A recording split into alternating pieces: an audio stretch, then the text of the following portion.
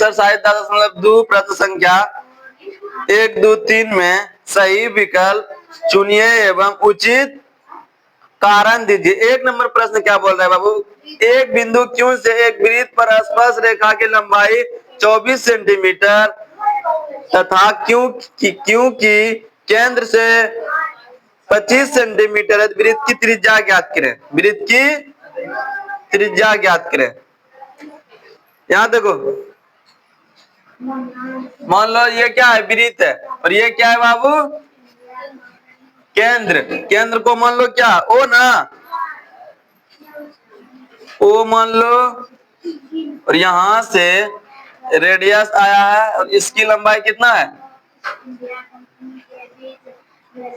ओ एक बिंदु क्यू से क्यू तथा क्यू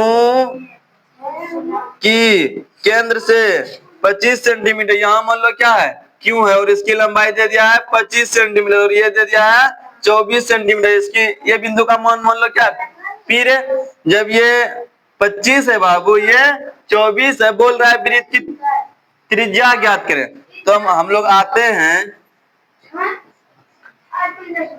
ये क्या होते है बाबू? यहाँ क्या होती है? लंब होती है। यहाँ क्या होती है? लंब, क्योंकि स्पर्श बिंदु पर खींची गई रेखा लंब होती है। ठीक है, तो हम लिखेंगे त्रिभुज OPQ में, OPQ में।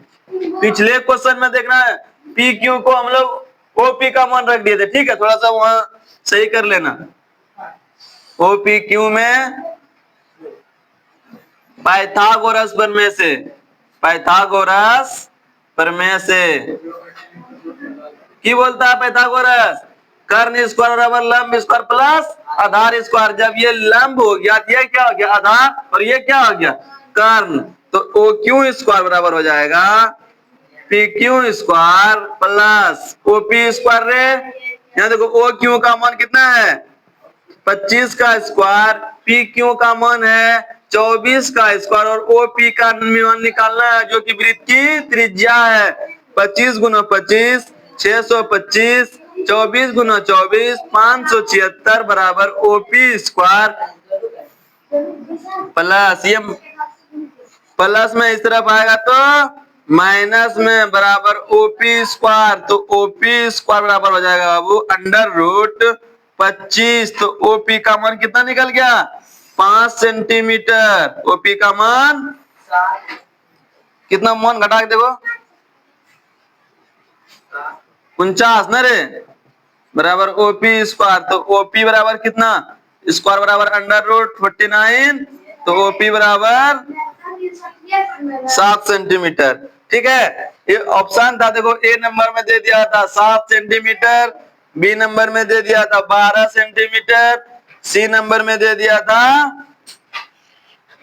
15 सेंटीमीटर और D नंबर में दे दिया था 24.5 सेंटीमीटर। तो A will be right answer. A will be right answer. Objective question है। 1 नंबर हो गया। 2 नंबर देखो, 2 नंबर क्या बोल रहा है? आकृति 10.11 में यदि TQ केंद्र O वाले किसी वृत्त पर दो स्पर्श रेखाएं इस प्रकार है कि कोण POQ 110 डिग्री है तो PTQ बराबर होगा। देखो डायग्राम दे दिया है, देख लो, ये डायग्राम दे दिया है। इसको हम लोग 2-3 विधि से बना सकते हैं। इस बिंदु का मान दे दिया है P, हाँ इस तरह से है, इस तरह से है ना बाबू?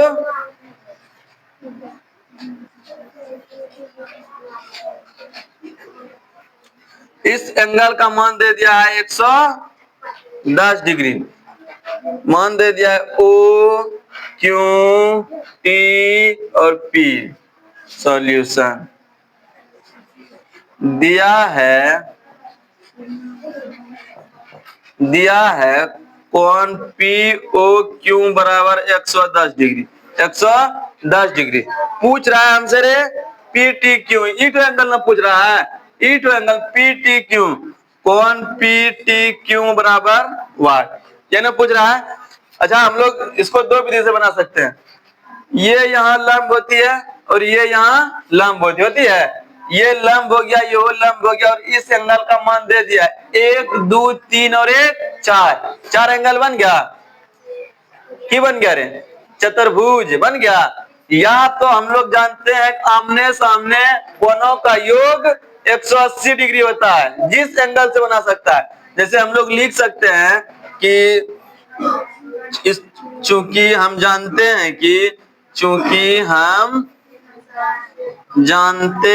कि आमने सामने के कोणों का योगफल, तुम लोग को अरे ये बात वही बताओगे जिस वक्त की हम लोग रेखा एवं कोण स्टार्ट किए थे। ठीक है, आमने सामने के कोणों का योगफल 180 डिग्री होता है। तो हम लोग लिख सकते हैं कोण POQ प्लस कोण PTQ बराबर 180 डिग्री। POQ का मान दे दिया 110 डिग्री, प्लस ये हो जाएगा, इसका निकालना है PTQ का 180। तो कोण PTQ इक्वल टू हो जाएगा 180 माइनस 110, तो ये निकल गया कितना? 50 डिग्री। ये निकल गया 50 डिग्री। ये एंगल कितना निकल गया? 50 डिग्री। अब बात समझ में? 1 नंबर हो गया, 2 नंबर हो गया, 3 नंबर देखो,